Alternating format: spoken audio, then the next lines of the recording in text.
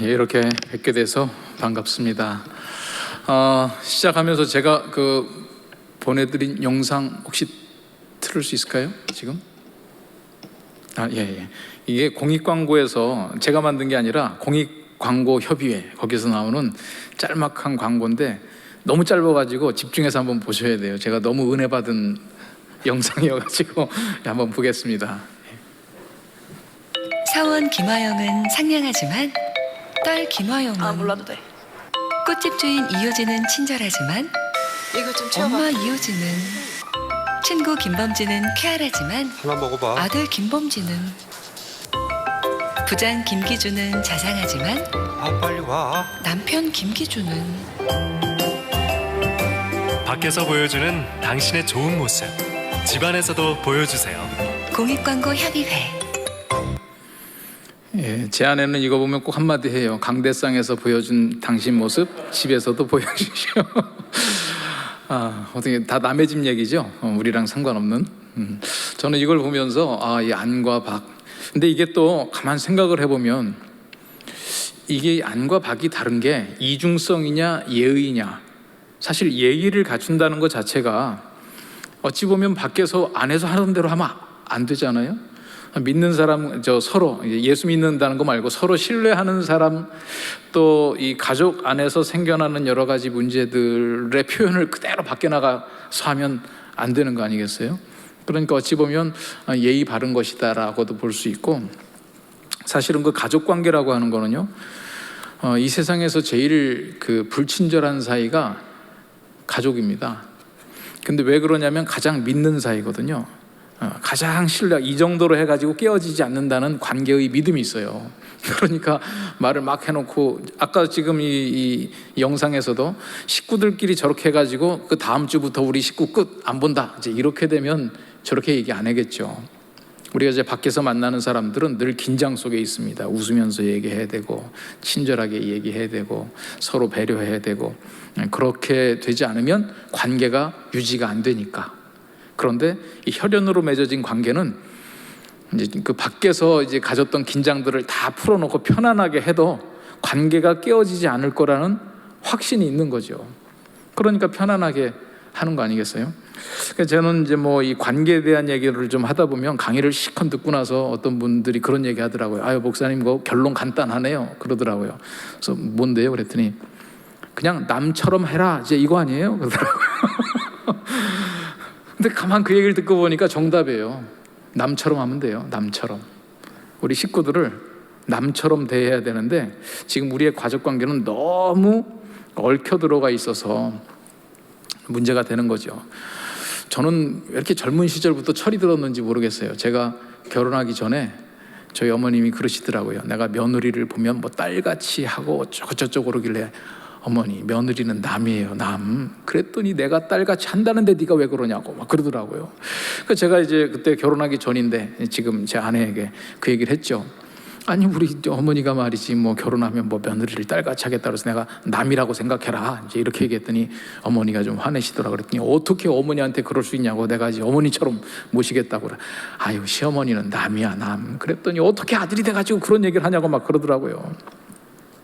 그러더니 요즘 저보고 뭐라고 그러는지 알아요? 그 젊은 나이에 어떻게 그렇게 진리를 알았냐고. 저희 어머님도 그러세요. 넌 어떻게 그렇게 젊은 시절에 벌써 그런 진리를 깨달았냐. 우리가 너무 기대해서 생기는 문제들이 있어요. 근데 사실 제가 지금 오늘 이런 얘기 시작하려고 한 건 아닌데 어떻게 저 영상 보다 보니까 은혜 받아가지고 지금. 근데 어찌 보면요, 우리가 너무 친밀한 사이에서 너무 믿다 보니까 갖추지 못하는 예의가 있는데 이제는 우리가 생각을 좀 바꿔야 될 때가 된 것 같아요. 이 사회 자체가 예전같이 대가족 사회에서 또 보는 눈이 많을 때, 또 교회 신앙생활을 해도요, 물론 일산교회 성도님들은 안 그러시겠지만 이렇게 생활 가운데 깊이 들어가는 부분들이 매우 약해졌어요. 그래서 여긴 목장이라고 그러나요? 구역이라고 그러나요? 순이라고 그러나요? 구역. 좋네요. 전통적인 명칭이 쉬워요. 구역 모임을 해도 자꾸 교회에서 모이려고 그러는 거예요. 일산교회는 안 그러시겠죠? 그냥 우리는 계속 집에서 모여라. 이 구역의 의미는 각 가정을 돌아다니면서 하는 것이다. 그렇게 얘기를 해도 이런 이유 저런 이유로 집을 공개하는 것을 이제 꺼려하죠. 어려워해요. 그럼에도 불구하고 저는 계속 그거는 교회에서 강조해야 된다고 봐요. 우리가 남의 집을 들여다봐야 돼요. 그리고 서로 좀 이거를 이제 보통 사회학에서는 소셜 시큐리티 그러잖아요. 사회 안전망. 그러니까 우리가 서로의 관계 속으로 침투해 들어갈 때 그 사람들에게 상당한 압력이 되고 부담이 돼요. 그래서 부부 싸움도 맘 놓고 못 하죠. 우리가 환히 들여다보고 있으니까. 그래서 이런 관계가 되어야 우리가 서로 싸우고 갈등이 일어나도 붙잡아주는 이 안전망이 되는데, 심지어 교회마저도 서로의 내부를 모르고 교회 와서 만나는 아까 이 밖의 모습으로만 보니까 다 좋고 잘 지내는 줄 알잖아요. 그래서 우리는 지금 이 시대에 서로가 서로를 깊이 알아가기를 꺼려하고 어려운 시대가 되다 보니까 어떤 부분들이 있어도 쉽게 깨어지는 거예요. 그래서 우리가 한편으로 깊이 알아가는 노력도 하지만 또 한편으로는 뭘 해야 되느냐? 우리가 서로가 서로에 대해서 아무리 관계에 신뢰가 있다 할지라도 존중해주고 서로를 약간은 한국 사회 기준으로 볼 때는 약간은 남처럼 대해야 되는 필요성이 있다. 저는 요거를 좀 오늘 강조하고 싶어요. 제가 그래서 오늘 오면서 교회 위치도 알 겸 좀 내용도 알 겸 홈페이지 들여다봤더니 마침 지난주에는 중독에 대해서 강의를 들으셨더라고요. 그래서 좀 듣다가 이제 흥미 있어가지고 근데 좀 길어서 이렇게 막 넘기면서 봤어요. 그랬더니 결론이 그거더라고요. 맨 마지막 부분 가보니까 행복한 자녀는 중독되지 않는다. 그런데 행복은 어디에서 생기느냐? 관계에서 생긴다. 그래서 제가 지난주 강의를 오늘 서론으로 참 잘해 주셨네. 행복은 관계에서 생기는 거죠. 그 관계를 어떻게 해나가느냐, 이제 그게 오늘 짧은 시간이지만 좀 다뤄야 될 주제이거든요. 오늘 제가 성령 충만한 관계를 얘기를 했는데요. 성령 충만한 관계, 제가 파워포인트를 좀 넘기면서 해보겠습니다. 술 취하지 말라 이는 방탕한 것이니 오직 성령으로 충만함을 받으라 그랬죠. 오늘 이제 본문 15절부터 읽었는데 18절 나오는 말씀이에요.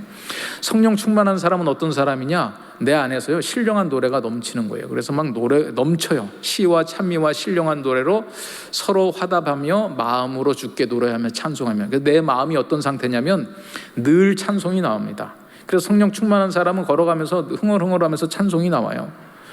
노래방 가서 막 예약하고 부르는 노래가 나오면 성령 충만한 거 아니고, 교회에서 우리 오늘 막 예배 전에 찬양 부르고 이런 것이 나오면 시와 찬미와 신령한 노래, 성령 충만할 때 이런 상태가 나타나죠. 또 두 번째 특징이 뭐냐면 범사에 우리 주 예수 그리스도의 이름으로 항상 아버지 하나님께 감사한다. 첫 번째는 내 마음의 상태라면, 두 번째는 하나님과 나와의 관계 속에서 항상 범사에 항상 감사한대요. 범사가 어떤 게 범사죠? 예를 들면 교통사고 나고 병에 걸리고 사업에서 부도나고 직장 잘리고 애들 막 성적 엉망되고 이런 거는 이제 범사에서 이렇게 싹 빼놔야죠. 어떻게 범사에다가 포함시킬까요? 뺄까요? 시켜요? 네. 지금 다 마스크를 쓰고 계시니까 끄덕끄덕 아니면 이제 시켜라. 여러분, 범사라고 하는 건 제가 지금 말씀드린 이 모든 내용을 다 포함시키는 게 범사인데, 이걸 가지고 하나님께 참 이거 힘드네. 항상 감사하라는 거예요. 이게 맨정신으로 안 돼요. 성령 충만해야 되지. 그러니까 성령 충만한 사람은 이런 상황, 좋은 일은 당연히 감사한데 내가 원하지 않는 일이 생겼어도 감사해야 되지 않겠어요? 이거는 자연스러운 감정적인 현상이 아니라 의지적 결단이 필요한 거예요.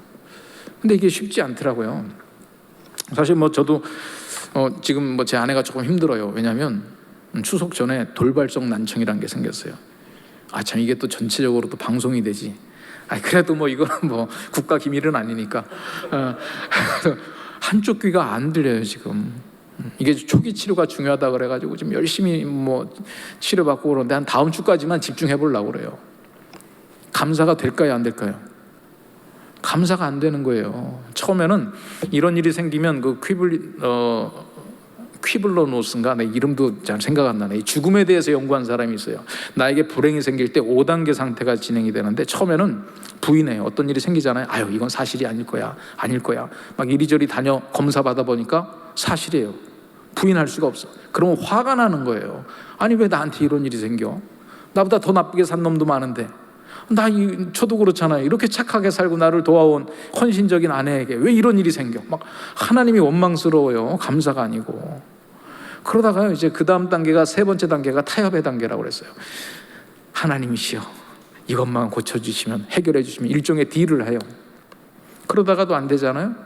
그러면 이제 우울의 단계에 빠지는 거예요. 저도 딜을 좀 하고 있어요. 지금 하나님한테 이것만 고쳐주시면. 그러고. 근데 이제 이 다음 이제 우울의 단계로 들어가면 참 이제 힘들죠. 그런데 이 우울의 단계를 거쳐서 이제 마지막 단계가 뭐냐? 수용의 단계다. 수용. 이게 이제 뭐 우리가 불치의 병에 걸렸을 때라든지 예상치 않은 사고가 생겼을 때라든지 죽음, 그분은 이제 죽음에 대한 연구를 해서 5단계를 얘기했지만 제가 볼 때는 인생의 불행한 일에는 다 이런 단계를 거치는 것 같아요. 아무리 성령 충만한 사람도 이 단계를 다 거쳐가요. 근데 성령 충만한 사람은 마지막으로 수용을 할 때 어떻게 수용을 하느냐? 하나님께 감사하는 거죠. 그러니까 저도 지금 이제 아직 수용의 단계까지는 안 와가지고 지금 딜을 좀 하면서 약간 좀 슬퍼요. 제 아내가 막 한쪽 귀가 안 들려가지고 열심히 이러니까. 그러나 이제 성령 충만을 회복하면서 어떻게 해야 되겠어요? 저는 아직까지는 해결이 되기를 바라는 마음으로, 대개 의사 선생님들이 원인을 모른대요, 그게. 그리고 그러니까 대책도 없다는 거예요. 그냥 뭐 의사 선생님들이 많이 해본 뭐 스테로이드 처방하고 이러는 거죠. 지금 기다려 보는 거예요. 이제 한 주일 남았어요. 만약에 안 되면 이제 수용을 해야지 어떻게 하겠어요. 그걸 가지고 감사해야 돼요, 원망해야 돼요? 제가 이제 성령 충만하면 감사할 거고, 그때 당시에 성령 충만하지 못하면 이제 하나님한테 따지고 막 여러 가지 현상들이 나타나겠죠. 성령 충만한 사람은 범사에 항상 우리 주 예수 그리스도의 이름으로 하나님과의 관계 속에서 감사한다. 그런데 제가 여러분들한테 말씀드리고 싶은 것은 성령 충만한 사람의 세 번째, 그리스도를 경외함으로 피차 복종하라.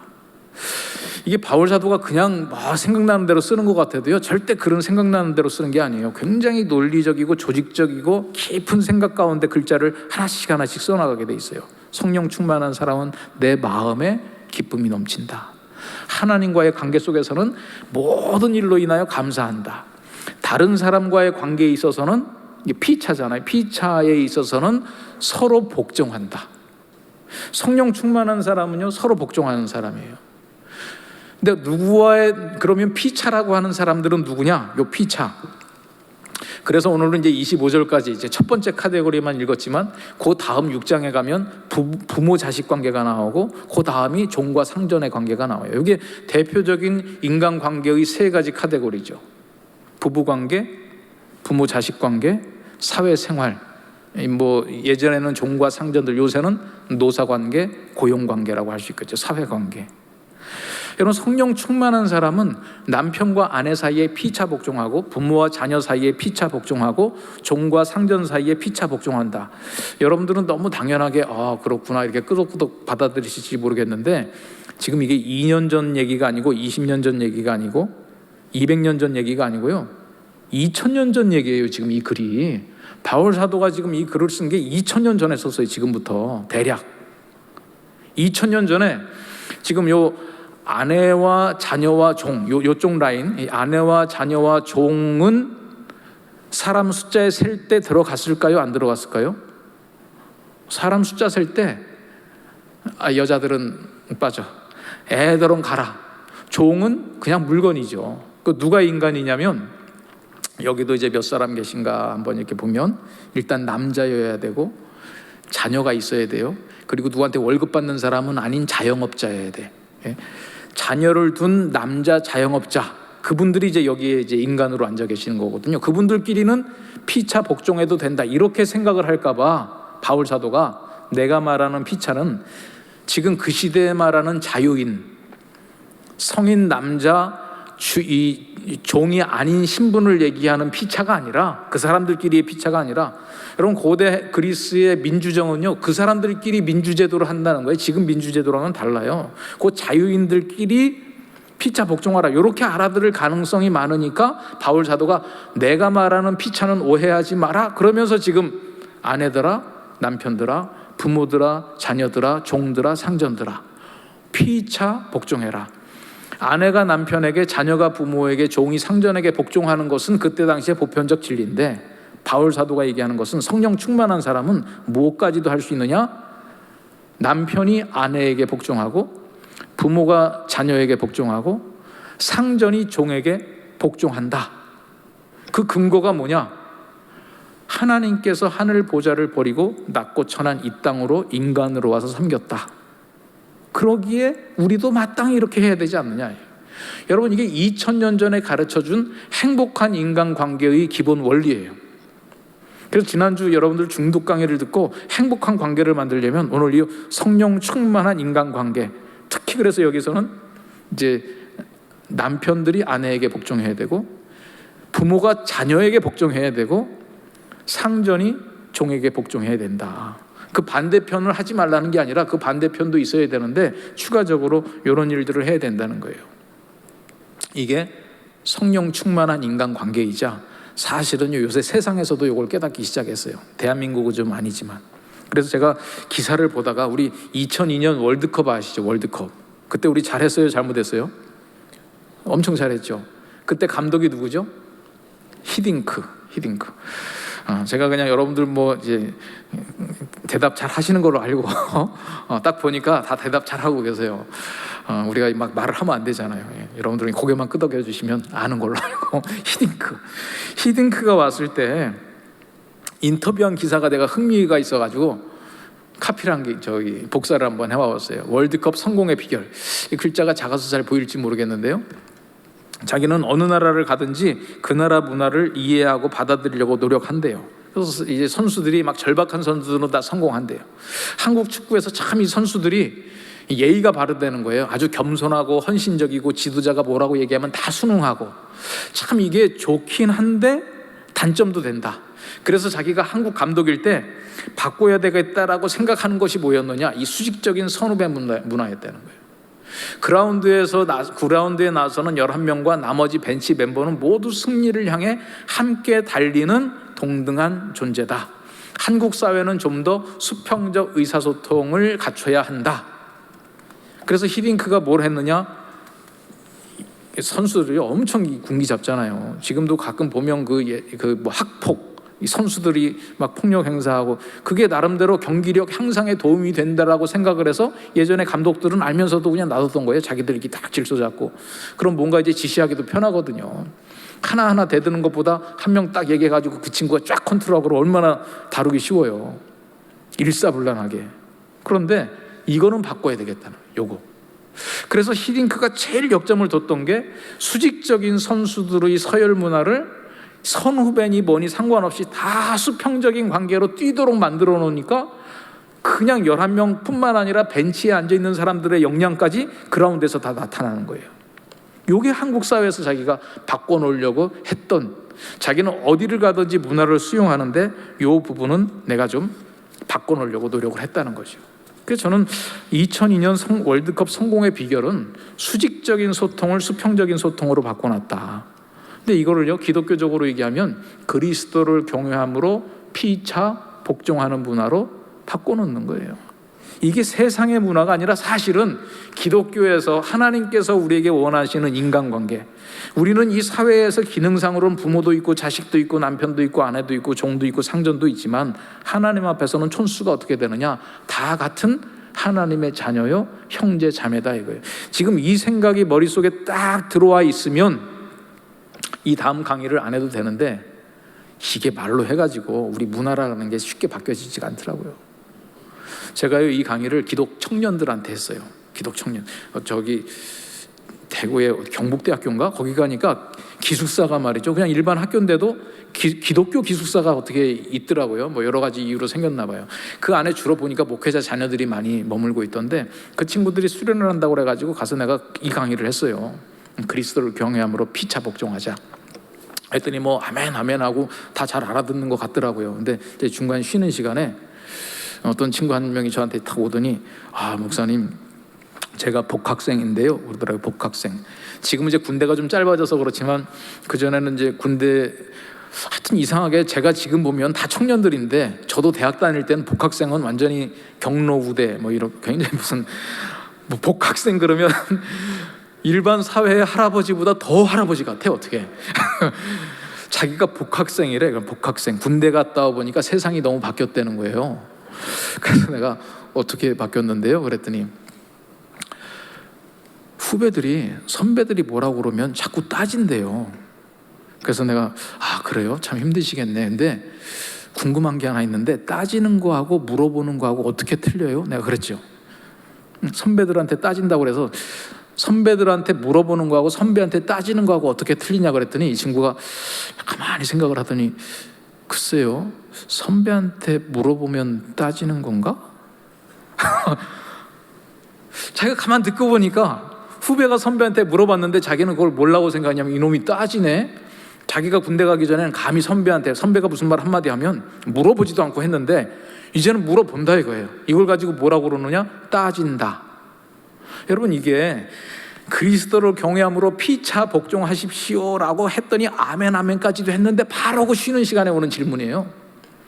후배가 선배한테 따진다고요. 아니, 따지는 거하고 질문하는 거하고 뭐가 틀려요?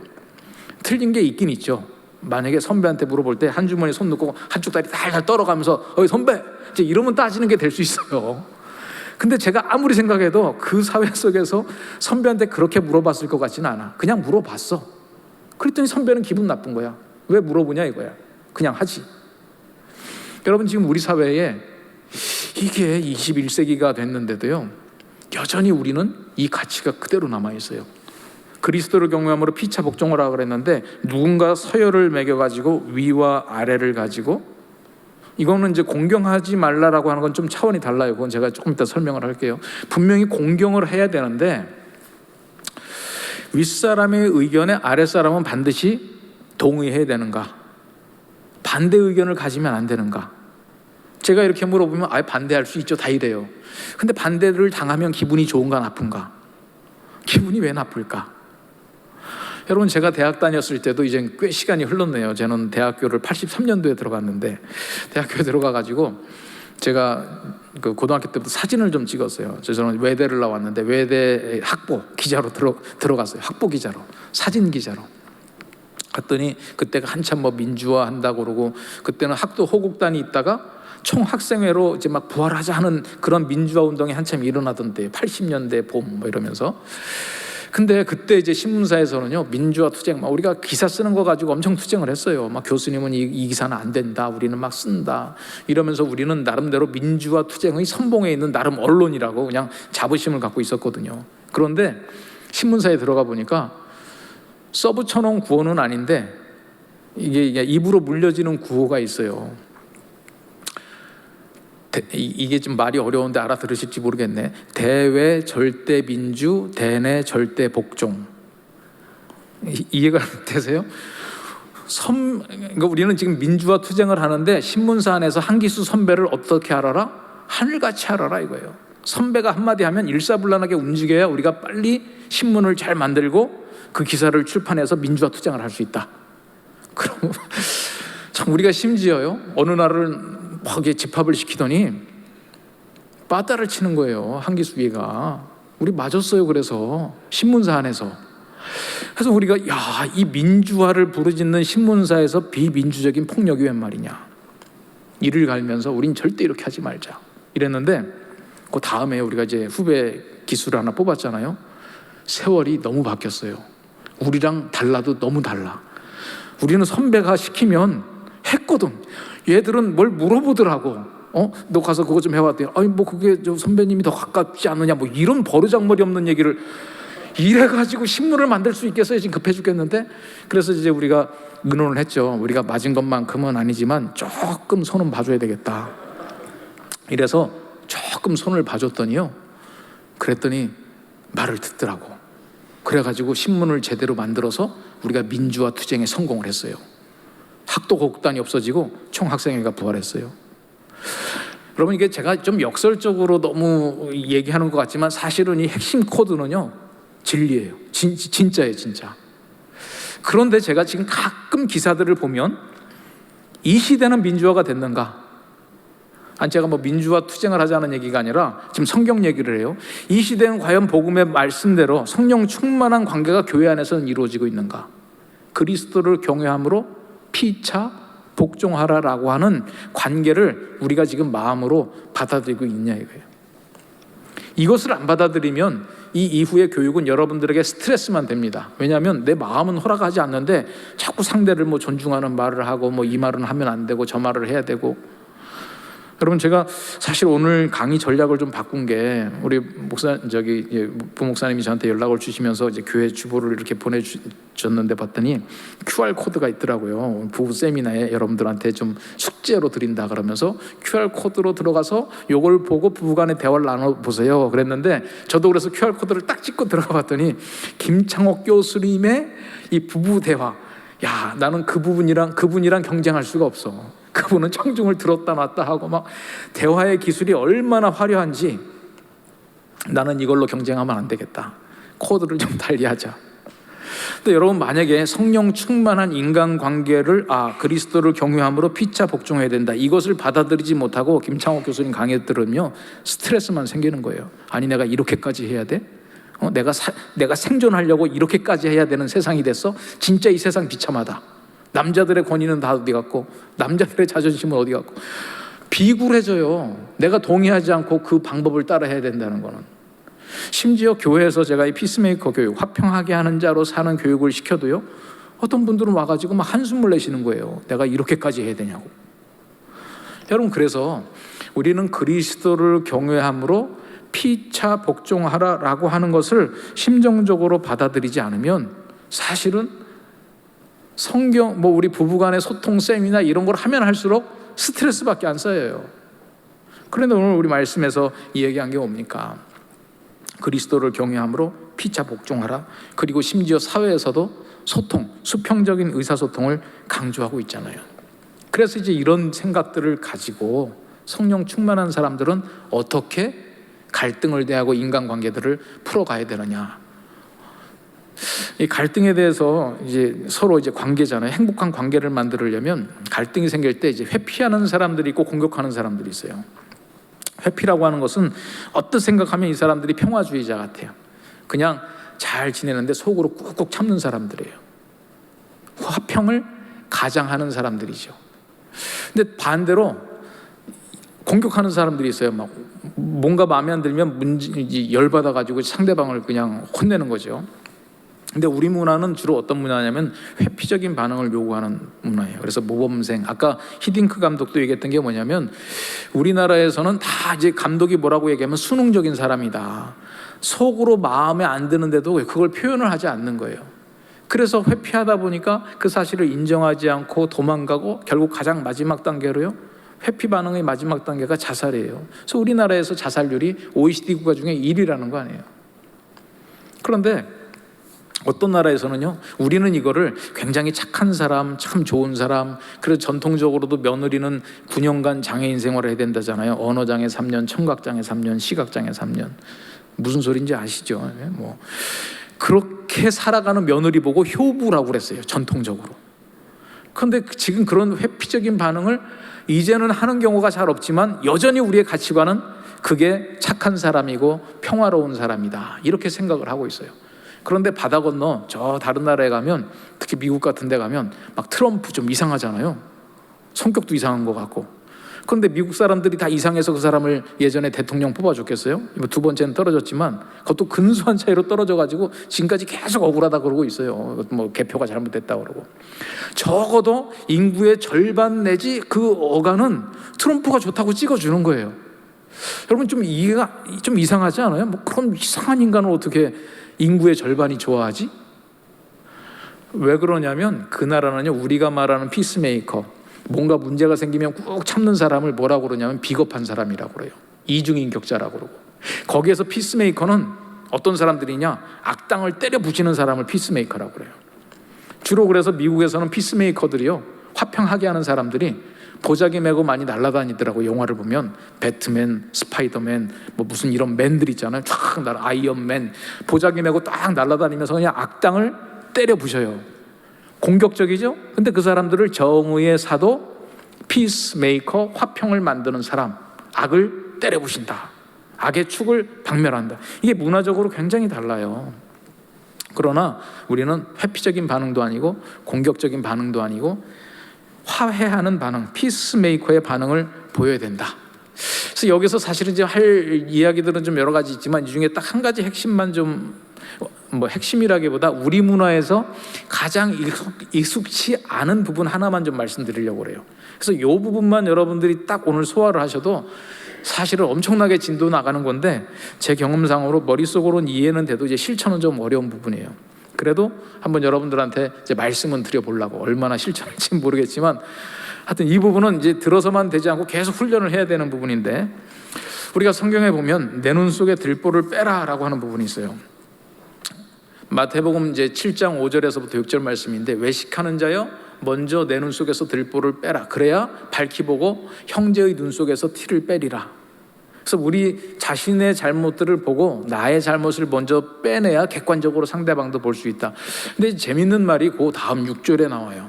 6절에 뭐라고 되어 있느냐? 거룩한 것을 개에게 주지 말며 너희 진주를 돼지 앞에 던지지 말라. 그들이 그것을 발로 밟고 돌이켜 너희를 찢어 상하게 할까 염려하라. 저는 왜 이게 참 흥미있다고 봤냐면, 들보냐 진주냐, 지금 내가 잘못한 거 있으면 이제 들보를 빼야 되잖아요.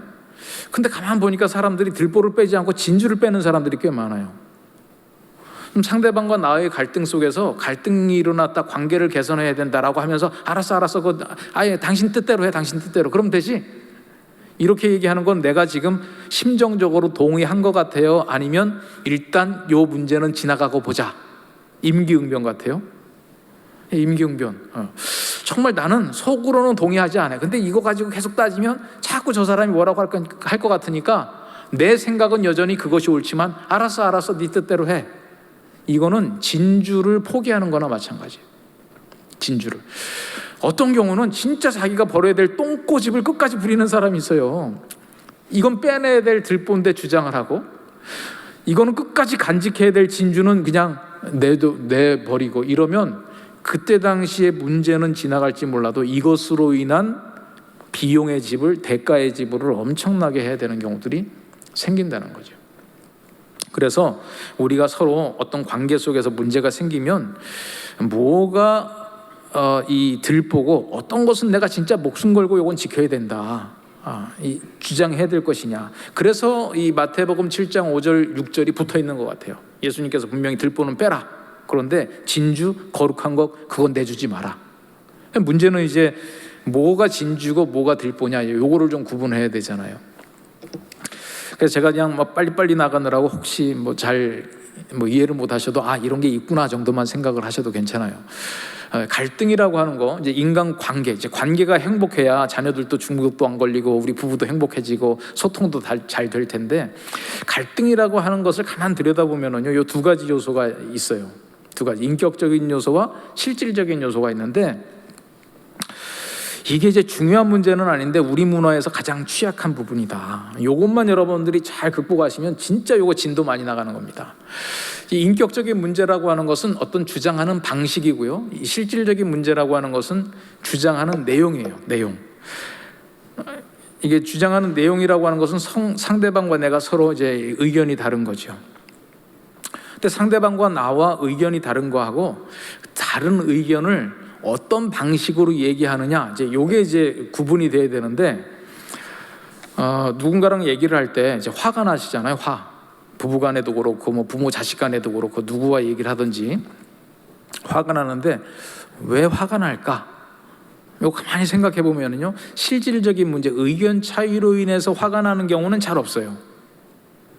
뭐 때문에 화가 나냐면 그 다른 의견을 어떤 방식으로 이야기하느냐 때문에 화가 나는 거예요. 요거 잘 알아들으셔야 되는데, 요거 내용 때문에 화가 나는 게 아니라, 제 아내하고도 이제 갈등이 뭐냐면, 제가 이런 용어를 좀 쓰지 말라고 그러는데 이 적나라하게 이해하기 쉽기 위해서 좀 격이 떨어지는 용어를 쓸게요. 이 주장하는 방식은 뭐냐면 4가지, 4가지, 조금 바람을 세게 하면 싸가지가 없는 거예요. 싸가지가. 왜 화가 나느냐? 상대방이 주장하는 내용 때문에 화가 나는 게 아니라 그 내용을 싸가지 없이 얘기하니까 내가 화가 나는 거예요. 그거 잘 구분하셔야 돼요. 어떤 분 막 화내는 분 보고 왜 이렇게 화를 내시고 그러세요? 그러면 아니 저놈이 나한테 도대체 말도 안 되는 소리를 하잖아요. 말도 안 되는 소리. 배우자 간에도 그럴 수 있고 자녀도 말도 안 되는 소리를 부모한테 하면 막 열받죠. 그럼 여러분, 말도 안 되는 소리라고 하는 것을 한번 분석해 봅시다. 말도 안 되는 소리는 상대방과 내가 의견이 같다 다르다. 의견이 다르다. 근데 그 다른 의견을 좀 이제 적나라한 표현으로 싸가지 없게 얘기했다, 싸가지 있게 얘기했다. 싸가지 없게 얘기했다는 거예요. 그러면 만약에 다른 의견을 싸가지 있게 얘기했다, 화가 날까요, 안 날까요? 이거 가만히 생각해 보세요. 그럼 내가 왜 화가 났지? 상대방과 내가 다른 의견 때문에 화가 난 게 아니라 상대방이 나를 인격적으로 상처를 줬기 때문에 화가 나는 거예요. 그래서 우리는 뭘 대응해야 되느냐? 들보와 진주를 구분해. 의견은 진주에 해당되는 것이고 그 싸가지가 들보에 대해 해당되는 거예요. 서로가 서로를 대할 때 어떤 방식으로 얘기를 하느냐, 존중하지 않고 비인격적으로 대화하는 거, 예수님께서는요, 요 마태복음 아까 제가 7장 봤잖아요. 그 산상수훈에 있는 내용인데 마태복음 6장에 예수님께서는 요 서로 이야기를 할 때 비인격적인 언어를 쓰는 거, 욕하는 거, 요거를 뭘 얘기하면서 했냐면 10계명 살인하지 말라, 너희들 살인하지 말라라고 하는 계명이 있는 거 알지? 근데 너희들을 살인하지 말라, 난 사람 안 죽였어요, 나는 그 계명 범하지 않았어요, 이렇게 얘기할지 모르겠지만 미워하고 화내고 그 다음에 라가라, 이제 이럴 때면 우리가 말하는 이 싸가지 없이 쌍욕을 하면 그거는 뭐냐? 살인죄라 그랬어요. 살인죄. 그래서 이 인격적인 문제는 예수님의 성경 해석에 의하면 서로가 지금 살인죄를 저지르고 있는 거예요. 이 부분은 철저히 고백과 용서를 통해서 서로 해결을 해야 돼요. 실질적인 문제는 그렇지가 않죠. 그러니까 제가 이제 이런 얘기를, 이 실질적인 견해 차이 때문에 화가 나는 게 아니라 싸가지 때문에 화가 난다, 이 주장하는 방식 때문에 화가 난다, 이제 이렇게 얘기를 어디 권사님들만 모인 데서 한번 강의를 한 적이 있었어요. 예전에 이 비대면 시절에. 했더니 그 강의 끝나고 마침 점심 식사 시간이었는데 제 앞에 계신 권사님께서 그러시더라고요. 아유, 그냥 의견만 달라도 화가 나요, 그러시더라고요. 그래서 아유, 그러셨어요? 어떤 경우 혹시 좀 예를 들어주실 수 있겠어요? 그랬더니 남편이 그렇게 자기 드라마를 못 보게 한다는 거예요. 요새 그 드라마 내용이 이렇게 쓸데없는 내용들이 많고, 또 지난주에 목사님이 설교까지 하셨대. 요새 드라마에 문제가 많다고. 그러면서 막 남편이 못 보게 한다는 거예요. 그래서 제가 궁금해서 권사님한테, 아니 목사님이 설교까지 하셨다는데 이렇게 드라마를 이렇게 좀 보셨나 보죠? 그랬더니 아니 그러니까 봤죠, 그러시더라고요. 그래서 아니 왜 그러니까 봐요? 그랬더니 아니 목사님이 드라마를 보지 말라고 설교한 게 아니라 드라마에 문제가 많다고 그래가지고 내가 무슨 문제가 있나 열심히 보는 거라는 거예요. 또 말을 들어보니까 말이 돼. 근데 나는 그래서 열심히 드라마를 보고 있는데 남편이 자꾸 막 못 보게 하니까 화가 난다. 이건 의견이 다른 거 아니냐? 나는 드라마를 보려고 그러는데 남편은 드라마를 못 보게 하니까. 그래서 제가 이제 그러시군요. 그러고 또 여쭤봤어요. 남편이 그럼 남편분께서 어떻게 말씀하시던가요? 여보, 내가 그 TV 드라마를 보니까 말이지 문제가 많은 것 같아. 그 지난주 목사님 설교도 하셨잖아. 당신 그 TV 드라마 보는 걸 좀 자제했으면 좋겠네. 허허허. 이렇게 얘기하셨나요? 그랬더니 아이고 그렇게 얘기를 하나요? 그냥 소리를 지르고 막 어느 날은 내가 보고 있는데 와서 확 꺼버리잖아요. 그래서 제가 다시 여쭤봤어요. 아니 권사님, 아까 남편께서 만약에 그런 식으로 제가 얘기한 식으로 얘기하면 어떻게 화가 나시겠어요? 아유 그렇게 하면 화 안 나죠.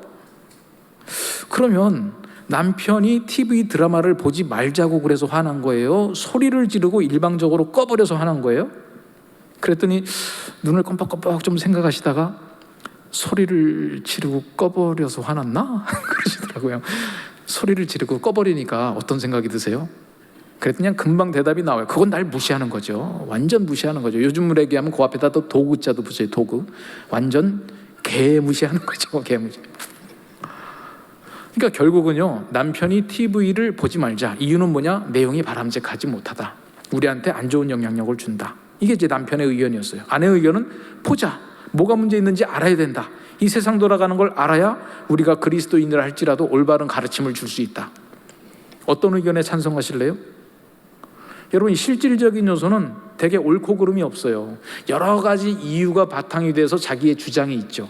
그래서 주장과 그 이유를 구분해가지고 이제 요거는 어디다 쓰느냐, 협상할 때 이제 이런 요소들을 가지고 협상을 하는 거예요. 입장의 차이를 좁히느냐, 여러 가지 이유들을 충족시키느냐, 그것도 이 협상의 기술이 필요하죠. 그러니까 바람직하지 않은 내용을 가진 TV 드라마를 보는 것이 우리에게 좋으냐, 보지 않는 것이 좋으냐. 예를 들면 영화에서 막 폭력물이 나오잖아요. 폭력물을 보는 것은 우리 안에 있는 죄성에 대한 카타르시스, 정화의 효과가 나타나느냐, 모방해서 모방 범죄를 나타내느냐.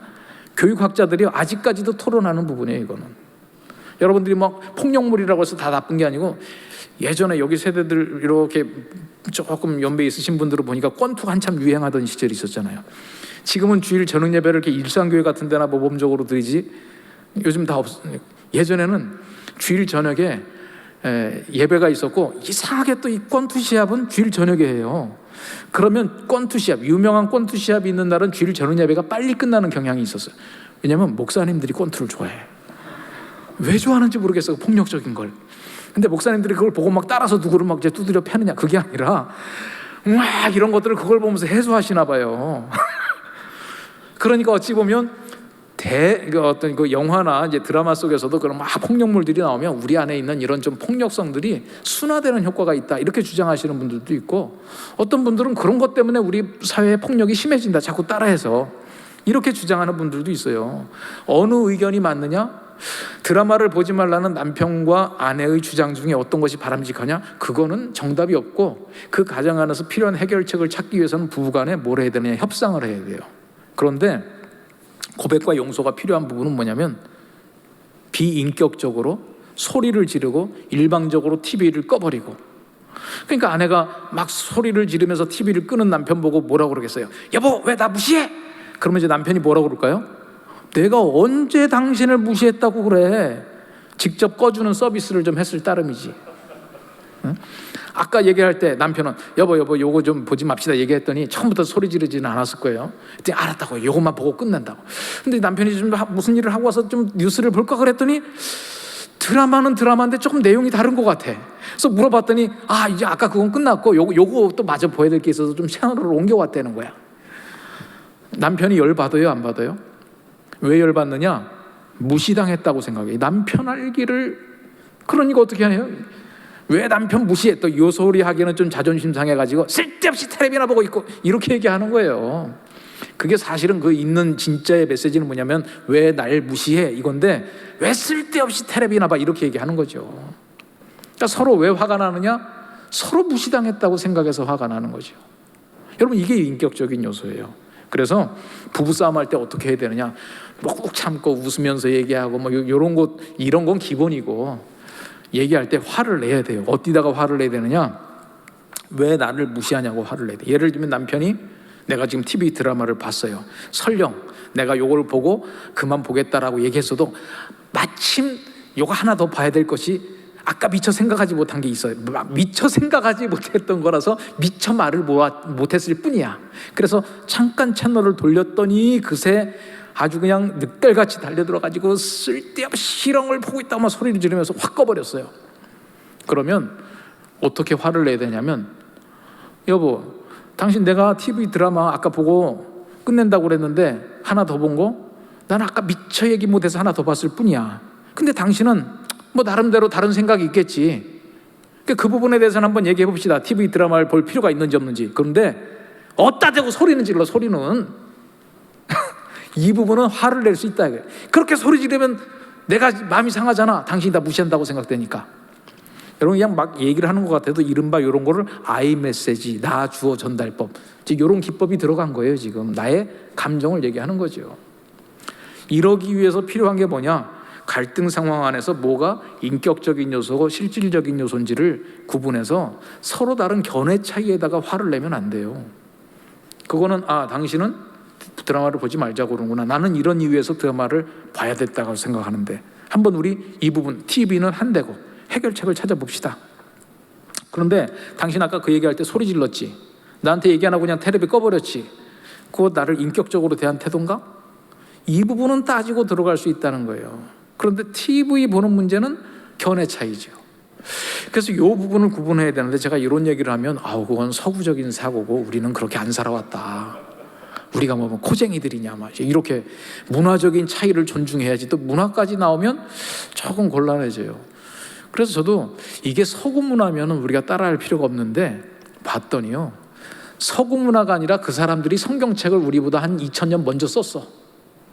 그래서 성경책을 오래 쓰다 보니까 성경 안에 있었던 여러 가지 기독교적인 문화, 하나님의 속성들이 그들에게 영향을 미친 거지 서구 문화가 아니더라고요.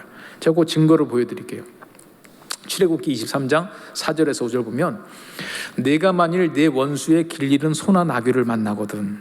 이제 이렇게 길을 가다가 보니까 한적한 산속에 가는데 소 한 마리가 왔다 갔다 하고 있어요. 보니까 주변에 아무 사람도 없어. 얘가 길을 잊어버렸어. 길을 잊어버린 것보다 사실은 주인을 잊어버렸지. 그래서 이게 누구네 손가 하고 봤더니 마침 이름표가 있어요. 소유주 왼수. 야, 이런 하나님의 은혜가 어디 있어요? 그 왼수 진짜 내 피를 거꾸로 돌게 만드는 그 왼수인데, 왼수네 소가 길을 잃어버린 거예요. 여러분 지금 마스크 써서 대답을 못 하실 테니까 제가 다른 교회에서 들은 대답 알려드릴게요. 제가 이걸 물어봤더니 제일 많은 대답이 잡아먹읍시다. 뭐 물론 실제로 잡아먹는다는 것보다 그냥 농담으로 대답을 하신 거죠. 그만큼 원수네 소를 적어도 뭐 잡아먹는 건 좀 힘들지만 끌어다가 원수네 집에 갖다 주는 거는 절대 못하겠다 이거 아니에요. 근데 성경에서 뭐라고 그랬는지 한번 봅시다. 반드시 잡아먹어라. 반드시 그 사람에게 돌릴지며. 이 놀라운 메시지 아니에요? 그 사람이 누구예요? 왼수예요, 왼수. 그 사람하고 나하고 원수, 이 인격적인 관계하고 그 사람의 소가 길을 잃어버린 거하고 섞지 말라 이거예요. 소는 소고 원수는 원수다. 여러분 이게 지금 쉬운 일이 아니죠. 지금 우리 현실 가운데서는. 근데 지금 쉽지 않으니까 하나님이 원하시는 거예요. 그 반대의 경우도 있어요. 반대의 경우, 내가 만일 너를 미워하는 자의 나귀가 짐을 잔뜩 싣고 엎드러짐을 보거든. 이거는 뭐냐면 그놈이 내 원수가 아니라 나를 그 사람이 왼수 취급하는 거예요. 이제 반대의 경우, 나는 이유를 모르겠어. 그 사람이 온 동네 다니면서 나를 아주 나쁜 놈으로 소문내고 있어. 아주 미워 죽겠어. 근데 그 나귀가 그냥 짐을 잔뜩 싣고 푹 엎드러진 거예요. 주인 닮아서 미련하기는. 그러고 위에 올라가서 확실히 한 번 더 눌러준다. 이제 그게 아니라 그것을 그냥 버려두지 말고 가서 도와주래요. 그 짐을 부리라는 거예요. 이게 쉽나요? 여러분 성경에서 모세의 율법을 통해서 이야기하는 어떤 생활 실천 윤리가 바로 이런 거다. 인격적인 문제하고 실질적인 문제를 구분해서 다뤄야 되고, 이게 구약의 말씀뿐만 아니고요, 신약의 말씀에 보면 화 있을 진저 외식하는 서기관과 바리새인들, 이 사람들은 어떤 사람들이냐면 천국 문을 닫고 자기도 못 들어갈 뿐만 아니라 다른 사람들도 못 들어가게 한대요. 이 바리새인과 서기관들이. 그런데 화면이 가려졌나요? 네. 뭐 여러분 말씀 잘 아시니까, 이 서기관과 바리새인들은 이제 이런 사람들인데, 똑같은 그 23장인데 똑같은 23장 앞에 부분에 뭐라고 되어 있냐면, 바리새인과 서기관들, 이 사람들이 뭘 하는 사람들이냐, 모세의 자리에 앉았다. 모세의 자리에 앉았다라는 것은 율법을 강의하고 가르치는 선생님이라는 거예요. 그러면 여러분 자기도 천국 못 가고 천국 가기를 방해하는 이 서기관과 바리새인들의 그 가르침을 들어야 될까요, 말아야 될까요? 그 못된 이 위선자들의 가르침을 들어야 되냐, 듣지 말아야 되느냐. 그러므로 무엇이든지 그런 위선자들의 말은 듣지 마라 라고 했으면 좋겠는데, 그들이 말하는 바는 행하고 지키되. 이거 좀 충격적인 말 아니에요? 그들이 하는 행위는 본받지 말라. 참 이게, 저는 이 말씀을 보면서 좀 충격받았어요. 제가 우리 목사님이 안 그러실 분이라는 걸 아니까 이제 편안히 예화를 들을게요. 우리 목사님이 너무 메시지가 좋고 말씀이 좋아요. 그래서 우리 목사님하고 내가 좀 가깝게 교제하고 싶다 그래가지고 이제 찾아가서 이제 교제 좀 나누려고 예고 없이 집을 딱 찾아가 봤더니 막 문 앞에서 보니까 안에서 막 난리 소리가 들리고 가재도 깨지는 소리가 들고, 그래서 문을 탁 열었는데 뭐 불구락 하면서 부부싸움을 하고 계시는 거야. 충격을 받았어. 근데 그 주일날 설교를 너무 잘하셔가지고 부부 사랑을 해야 된다라고 하는 메시지를 하는데 홀딱 넘어갈 뻔했어. 그럼 목사님의 설교를 들어야 된다, 말아야 된다? 제가 너무 심한 예를 들었는지 몰라도 예수님이 딱 이 예를 들은 거예요. 지금 바리새인과 서기관들이 못된 위선자들인데 그들이 성경 가르치는 거 들어야 되느냐 말아야 되느냐? 내용상 하자가 없으면 들으라는 거예요. 그들의 인격적인 문제로 그들의 가르침을 거부하면 안 된다는 거죠. 사실 그 반대가요, 우리 사회에서 이제 더 심각한 문제예요. 우리는 인간관계를 자꾸 맺잖아요. 깊은 관계를 맺어가지고 그 사람이 보면 내가 찬성할 수 없는 의견을 내는데도 반대하지 못하게 만들어요. 이게 분리가 안 된 사회를 투명하지 못한 사회, 윤리적이지 못한 사회, 정말 문제를 문제대로 풀어가고 관계는 관계대로 풀어가야 되는데 관계를 가지고 문제를 해결하려고 하는 사회가 이 뒤에 섞여져 있는 사회죠. 이게 지금 예수님께서 얘기하시고 있는 부분이에요. 이제 성경 얘기만 하니까 제가 우리 피스메이커 학교를 제가 이제 남서울께서 쭉 사역을 해오면서 지금은 이제 단체를 만들어 가지고 별도로 사역을 하지만 이제 우리는 일상에서 벌어지는 간단한 갈등 상황들을 가지고 이제 얘기들을 해나가거든요.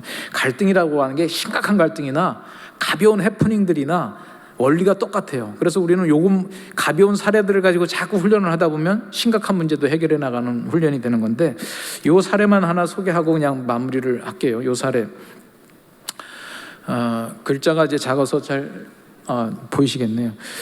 며칠 전에 학교에서 아들한테 전화가 왔대요. 엄마가 쓴 거예요. 머리가 아프다고. 그래서 나는 많이 아프니 견딜 수 있으면 견디고 아니면 선생님께 얘기하고 와라. 병원 같이 가게 라고 말했다. 그 소리를 듣고 있던 남편은 아프면 바로 오라고 해야지 왜 참으라고 해 하는 것이다.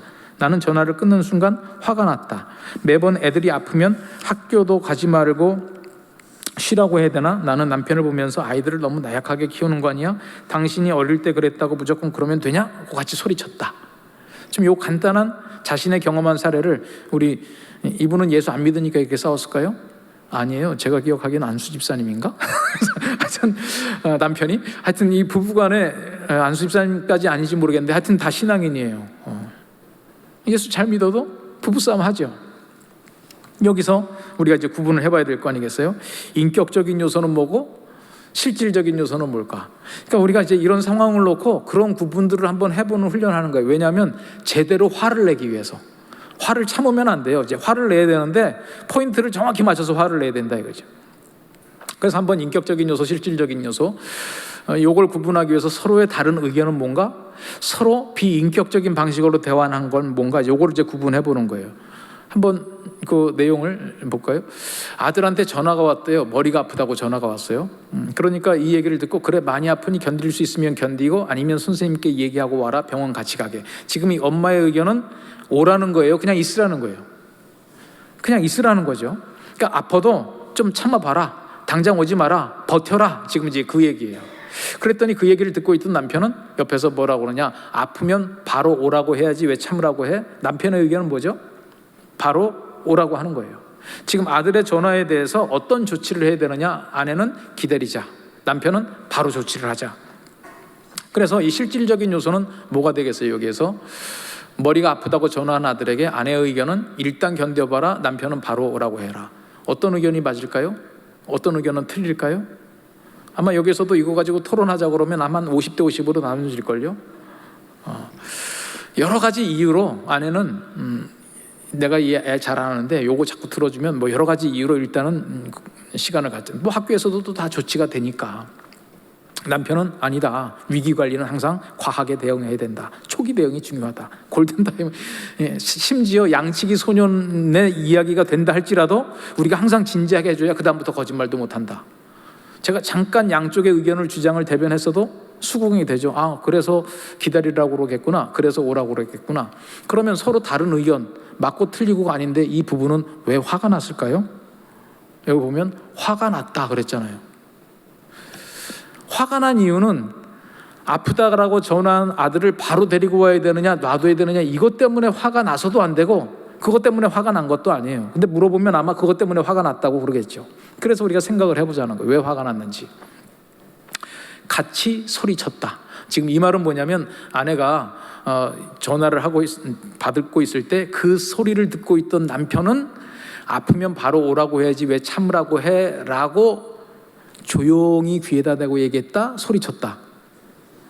소리를 질렀다는 거예요. 지금 전화를 아들이랑 하고 있는데 옆에서 아이 아프면 오라고 그래야지 그걸 왜 그래. 애가 이 소리를 다 들을 거 아니에요. 엄마의 자존심이 뭐가 돼요? 권위가 뭐가 되고. 기분 확 상한 거예요. 아프면 바로 오라고 해야지 참으라고 해 하는 말을 소리를 지르면서 얘기를 했다는 거죠. 그러니까 매번 애들 아프면 학교도 가지 말고 쉬라고 해야 되냐, 당신 어릴 때 그랬다고 그러면 또 남편 자존심을 긁어대면서 같이 소리쳤다. 지금 왜 화가 나냐면 같이 소리치는 바람에 화가 난 거예요. 예를 들면 애가 전화가 왔어요. 딱 들어봤더니 아내 말을 들어보니까 얘 지금 아프다고 그러는데 그냥 있으라고 그러는구나. 야, 이거 긴급하게 개입을 해야 되겠다. 그럼 어떻게 하느냐, 어깨를 톡톡 치면서 귀에다 대고 여보 이럴 때는 빨리 오라고 하는 게 좋을 것 같아. 이렇게 해도 아내가 열받을까요? 그러면은 수화기 맞고 아니 여보 이럴 때는 빨리 좀 기다려. 내가 잘 알거든. 내가 책임질게. 잠깐만 있어봐. 야, 아프면 그냥 와도 되지만 선생님한테 얘기하고 조금만 견뎌봐. 이렇게 얘기하고 부부싸움으로는 가지 않았겠죠. 왜 화가 났느냐? 전화를 하고 있는데 옆에서 소리치면서 애 다 듣게 얘기를 하니까 완전히 열받을 거 아니에요. 나를 무시하는 거 아니에요. 그러니까 전화 끊고 나서 이제 남편한테 당신이 말이지 어릴 때 이러면서 이제 조금 더 나가면 이제 시어머니 얘기도 나오고 뭐 다 나오는 거예요. 그렇잖아요. 지금 여기서 끝나서 그렇지 진짜 실제 상황으로 들어가면 분명히 시댁 얘기 나왔을 거예요, 이거. 그러면 이제 완전히 확전이 되는 거죠. 집안 싸움이 시댁과의 이제 확전이 이루어지고 뭐 여러 가지 복잡한. 그래서 우리가 이제 이런 내용들을 보면 간단한 내용 같지만 이걸 가지고도 우리가 이제 뭘 해나갈 수 있느냐, 이렇게 실질적인 요소, 인격적인 요소. 아내가 이제 아들과 통화 중인데 남편이 큰 소리로 얘기를 하고 통화 종료 후에도 서로 소리 질러가면서 얘기하고 남편의 자존심까지 막 상처를 내가면서. 그래서 우리가 뭐 여러 가지 얘기할 것들이 있지만 그리스도를 경외함으로 피차 복종하라라고 하는 것은 어떻게 하는 것이냐? 구체적으로의 마음속으로 상하로 둬서는 안 되고 서로 존중해야 될 인간관계인데 우리가 어떻게 소통을 해야 되는지, 화내는 것을 방지하고 해나가는. 제가 이제 여러 가지 요소 중에서 제가 김창호 교수님 대화나 여러 가지 대화의 방식, 기술들을 보면서 보니까 우리 문화에서 가장 취약한 부분이 이 부분이더라고요. 제가 피스메이커 사역을 거의 20년 가까이 해오면서 이렇게 보니까 우리 문화에서 요것만 제대로 하면 진도가 한 70-80%까지 그냥 나갈 수 있어요. 내가 왜 화가 나는가?